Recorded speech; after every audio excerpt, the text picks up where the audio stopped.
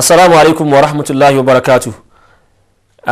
Aki ẹ̀yin wa nílé tí ẹ ń bá wa fi ọkàn bá fikul marati al-muslima tí ẹ ń bá wa fọkàn bá lọ. Ìyẹn ni ìdájọ́ tí Ọlọ́run bá gbé kalẹ̀ fún àwọn àwùjọ obìnrin nínú àwọn nǹkan tí máa ń jẹ́ látojú ara wọn. Àti bá débi ìsọ̀rí kan. A tún wá bá débi pé ìgbà míì wà tó pé àwọn obìnrin bákan náà ìṣẹ̀lẹ̀ kan máa ń ṣẹlẹ̀ sí wọn nínú àwọn ìṣẹ̀lẹ̀ tí ó rò papọ̀ mọ́ àwọn tí ń jẹ́ látojú ara wọn. Kí ni àwọn ìṣẹ̀lẹ̀ náà? Òun náà ni wípé ó máa ń ṣẹlẹ̀ fóbìnrin gbà míì kó kàn ṣáà dédé rí ẹ̀jẹ̀ min farajiha látojú ara rẹ̀. Kí ló lè fà á? Kò yé ó yé in tó lè fà á náà ni lápèjúwe in tó máa ń sábà fún tó lè fà á lára tó lè fà á òun náà ni kàn ṣe àmàlíyà fún obìnrin, kàn ṣe operation fún obìnrin. Operation tó wá ṣe fún ìyẹn lọ ṣe fún ní ibi ààyè ìbímọ rẹ̀ òun ni wọ́n ti lọ ṣe operation fún. Aw fi ma dunahu àbí ààyè bòmíì láti lọ ṣe fún. Ṣùgbọ́n eléyìí náà ó ní àwọn ìsọ̀rí nǹkan méjì tó yẹ ká gbé yẹ̀wò lábalábẹ̀ yẹn. Òun ni wípé ọmọ obìnrin tó yẹ pé ó máa ń ṣe nǹkan oṣù kó tó di pé wọ́n ṣe abẹ fún, wọ́n ṣe operation fún. Lẹ́yìn ìgbà tán wá ṣe operation fún ọmọbìnrin yẹn kò wá ṣe nǹkan oṣù mọ́. Kí ló lè fà á? Nǹkan méjì ló lè fà á. Alákọ̀ọ́ bẹ̀ ni pé bóyá kí wọ́n gbé ilé ọmọ yẹn kan, kí wọ́n gbé ilé ọmọ kí wọ́n gbé kúrò tán yẹnyẹn. Àbí kí wọ́n ta kókó ilé ọmọ yẹn. Àyè tó ọmọbìnrin ti máa ń bímọ tọ́wọ́n ti máa ń sáámi sí kí wọ́n gbé kúrò, kí wọ́n yí padà kó má fi rí nǹkan oṣù ṣe mọ́. Àbí kí àwọn dókítà kí wọ́n ta àyè ẹ̀ ń kókó kó ta àyè ilé ọmọ yẹn kí wọ́n ta ń kókó. Bó ṣe wá ta ń kókó yẹn ó wá fà á kò jẹ́ kó rí nǹkan oṣù ṣe mọ́. Tẹ́lẹ̀tẹ́lẹ̀ ó ti ń ṣe nǹkan oṣù ṣùgbọ́n wà tó wá ṣe operation fún tó wọ́n ṣe iṣẹ́ abẹ fún nínú ara rẹ̀ yálà ojú bó ti ń bímọ ni àbíbò míì ni. Gẹ́gẹ́ bí operation tá a sọ pé wọ́n gbé ilé ọmọ rẹ̀ wọ́n gbé kúrò àbí wọ́n ta kókó.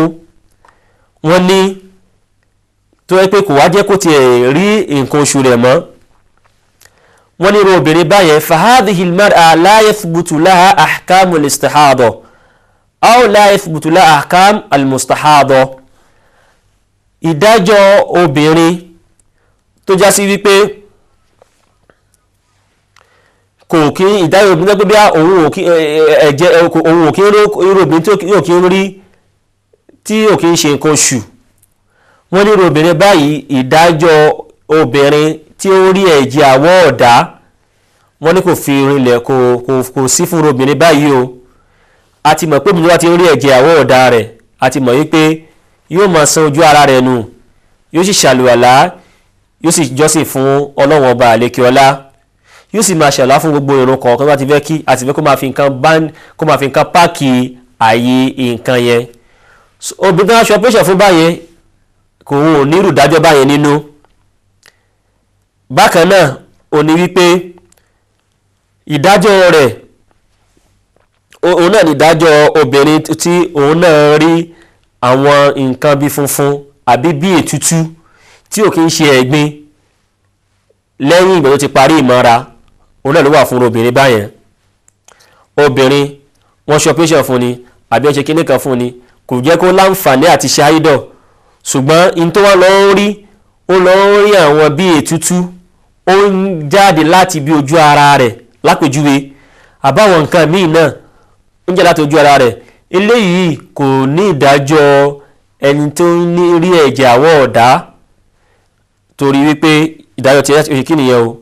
Fala tatruku salah irú obìnrin kọ́ pé àwọn oníkírun yóò ṣe kí nìyẹn o yóò máa kírun ni. Bákan náà nínú ṣẹ̀ríà Islam kò sí tó takò kí wọ́n súnmọ́ irú obìnrin báyẹn nínú òfin Ọlọ́run ọba àlékè ọlá. Ẹlẹ́ẹ̀kejì nínú àwọn nǹkan tí máa ń ṣẹlẹ̀ sí obìnrin tí máa ń róbìn lójú ó ní pé kí obìnrin kó má mọ ohun tó fa tóun ò fi rí nǹkan oṣù òun. aláàkọ́ yẹn mọ tó fà á àti sọ. ìkejì ni pé kò mọ tó ń fà á tóun ò fi rí nǹkan oṣù, kò kàn déédéé rí nǹkan oṣù rẹ̀ náà ni. irú obìnrin báyìí wọ́n sọ wípé òun náà ti ní ìdájọ́ kí nìyẹn o, ìdájọ́ hukmu al-mustahada, ìdájọ́ ẹni tó ń ṣe nǹkan ẹ̀jẹ̀ àwọ̀ ọ̀dá òun náà ti ní. kí lè rí rẹ̀ òun náà ni ẹ̀rí àdísì Fatimatu bintu Abi Ubaysh nígbà tí Ànábì wa Muhammad sallallahu alaihi wasallam fi jẹ́ kó yé pé in tó ń rí yẹn o innama dhalika irkum wa laysa bil haida fa idha aqbalatil haidatu fatruki s-salah. eléyìí ni wípé nígbà tí arábìnrin náà tá mọ̀ ní Fatima nígbà tó náà rí irú ìṣẹ̀lẹ̀ yẹn tá mọ̀ ní istihada tó ṣẹlẹ̀ sóhun náà, Ànábì wa Muhammad sọ̀rọ̀sán sọ fún wípé in tó ṣẹlẹ̀ sí ẹ̀yẹn kò kí ń ṣe haidọ̀, kò kí ń ṣe kí ni ò kí ń ṣe haidọ̀. òun náà kàn jẹ́ gẹ́gẹ́ bí oògùn ara àbí gẹ́gẹ́ bí nǹkan tí máa ń jẹ́ látara nígbà tí ẹ bá ṣe wàhálà díẹ̀ àbí wàhálà púpọ̀, kò kí ń ṣe haidọ̀. gbogbo ìgbà tí ó bá ti wá ṣẹlẹ̀ sí ẹ ṣe kí ni ẹ faturuki sọ́lá, kó yá ṣe kí ni ẹ kó fi ìrun sílẹ̀. gbogbo ìgbà tó bá ti lọ rí haidọ̀ tó ẹ pa haidọ̀ ló ń rí orí haidọ̀ ó ti dá haidọ̀ ìgbà tí lọ́pọ̀ náà ló ń rí faturuki sọ́lá, fàídọ̀ sílẹ̀. ìyẹn wọ́n túmọ̀ wípé Ànábì wa Muhammad sallallahu kò sọ fún wípé istihadọ̀ tó ń ṣẹlẹ̀ sí sàbíyà yẹn tàbí ní Fatima yẹn kò sọ fún wípé tó gbogbo tó bá ti lọ́wọ́ rí istihadọ̀ náà o faturuki sọ́lá, ó ní gbogbo tó bá ti lọ́wọ́ rí haidọ̀ o faturuki sọ́lá, kò ṣe kí ni kò fi ìrun sílẹ̀. ó ń túmọ̀ pé obìnrin báyẹn yóò máa kírun kò ní fi ìrun sílẹ̀. eléyìí ni èyí tí àwọn àáfàá sọ ní agbọ́nrin ibi bẹ̀yẹn lórí wípé àwọn ẹ̀ṣẹ̀ tí máa ń ṣẹlẹ̀ sóbìnrin nígbà tóbìnrin bá wà tó yẹ pé bóyá kò kàn ṣàdédé rí nǹkan oṣù rẹ̀ náà ni, kí wá ló fà á, yálà wọn ṣe operation fún ni àbí ìkejì ní ọ̀tẹ̀ ṣe operation fún kò kàn déédé rí náà ni. so ìdájọ́ tí ó wà fún òun náà ni a ti sọ yẹn. ṣùgbọ́n ahkamul istihada, àwọn ìdájọ́ tí ń bẹ fún istihada ó yẹ ká tó tún mọ̀ dáadáa. àti ìyàtọ̀ tí ń bẹ láàrin haidọ̀ àti istihada. haidọ̀ òun ní ọjọ́ tí máa ń wá ó sì ní ọjọ́ tí máa ń lọ. istihada òun ò ní ọjọ́ tí máa ń lọ, tó bá ti wá báyìí tó bá ti lè bẹ̀rẹ̀ pẹ̀lú ìyẹn báyìí kò lọ́jọ́ tó máa ń lọ. ìmọ̀ kó má lọ rárá, wọ̀nyí mọ̀ kó dẹ̀ máa lọ ní ọjọ́ kan àbí kó máa lọ ní ọjọ́ méjì àbí ọjọ́ mẹ́ta kó sì tún máa kọ̀tínù padà lọ. ilé ènìyàn tó wà láàrin méjì, ṣùgbọ́n ìdájọ́ tó wà lá fún haidọ̀ yàtọ̀ sí ìdájọ́ tó wà fún istihadọ̀. a sọ fún wa pé ẹni tó ń ṣe haidọ̀ ń tiẹ̀ òun ò ní kírun bó ti wulẹ̀ kó mọ, kò sì ní gbààwẹ̀. àmẹ́ tí ń ṣe istihadọ̀ ń tiẹ̀ yóò máa kírun yóò sì máa gbààwẹ̀. lára àwọn ìyàtọ̀ tí ń bẹ fún ẹni tí ń ṣe haidọ̀ àti tó ń ṣe istihadọ̀ nìyẹn. bákan náà lára ìyàtọ̀ tí ń bẹ fún ìyàtọ̀ tó wà láàrin méjì náà ni bákan náà ni pé ẹni tó bá ń ṣe istihadọ̀ gbogbo ìgbà tí ó bá ti fẹ́ kírun ni ó máa ṣàlùwàlá fún ìrun kọ̀ọ̀kan. a sì fẹ́ kó bá kí nìyẹn o, kó bá fi nǹkan sí ojú ara rẹ̀. nǹkan tó fẹ́ lẹ́ni àbí nǹkan tó bá nípa níwọ̀nba tí ò ṣáà ní kó ìnira bá èrò obìnrin báyẹn, afẹ́ kó ṣe kí nìyẹn o, afẹ́ kó ṣe. eléyìí ni nǹkan tí ń bẹ fún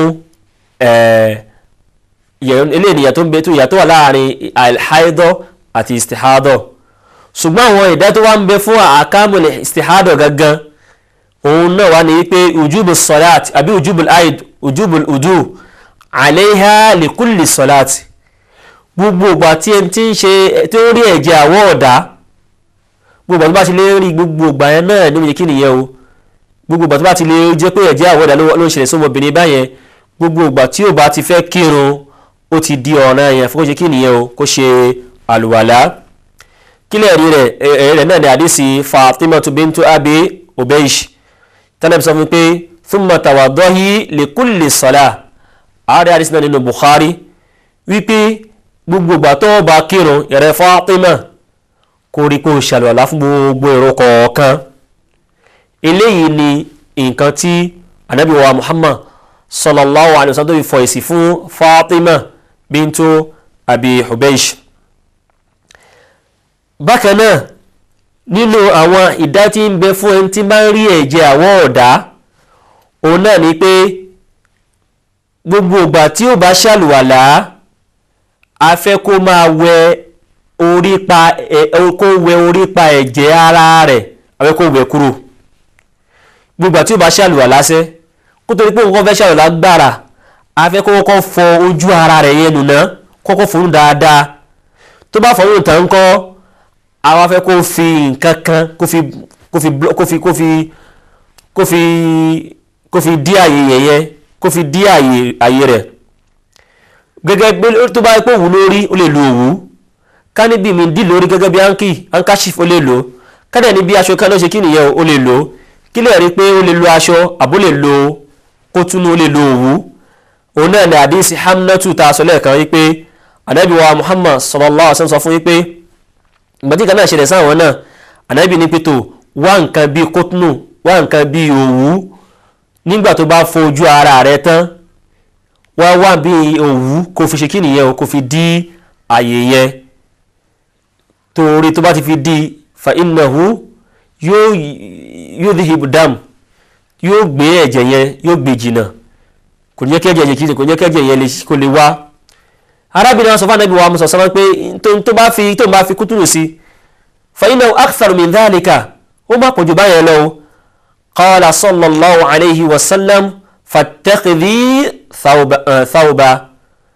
Ànábì sọ pé tó bá pé bó tó pé ń sọ̀rọ̀ ló ṣe rí pé kí ní ẹ pọ̀ jù lọ tó bá ní kò fòwú sí lọ ntọ́ wàá lò lẹ́yìn ìgbà yẹn ni pé kí ni ẹ kó lo aṣọ tó bá lo aṣọ yẹn yóò ṣe kí nìyẹn o yóò dìbẹ̀ dáadáa tó sì mọ̀ wípé wàlá yẹ̀dúrùhù kò ní kò nira bá nǹkan ìyẹn tó wà pé àwọn ẹ̀dá tí ń bẹ fún ẹni tó bá ń rí ẹ̀jẹ̀ àwọ̀ ọ̀dá ìdá tí ó wà fún nìyẹn. Bákan náà gbogbo ìgbà tí ẹni tó bá ti ń rí ẹ̀jẹ̀ àwọ̀ ọ̀dá ìgbà tó bá ti ń rí gbogbo ìgbà yẹn náà ni kó ṣe kí nìyẹn o kó máa ṣe àlùwàlá kó sì máa sojú ara rẹ̀ nù kó sì máa kírun fún Ọlọ́run ọba lẹ́kíọ́lá. wọ́n wá ní wa in qatara damu ala al-hasir kódà kó jẹ́ sí pé ala al-hasir kódà kó jẹ́ sí pé ìgbà tí ó ń kírun lọ́wọ́ lẹ́yìn ìgbà tó fi nǹkan dí tán nǹkan wá jábọ́ wọ́n sọ yí pé kó máa kírun lọ. ẹ̀yin yẹn wá nílé a ó lọ fún ìsinmi ráńpẹ́ a ó tún máa tẹ̀síwájú afẹ́kẹ́ wà pẹ̀lú wa o. Wassalamu alaikum wa rahmatullahi wa barakatuhu.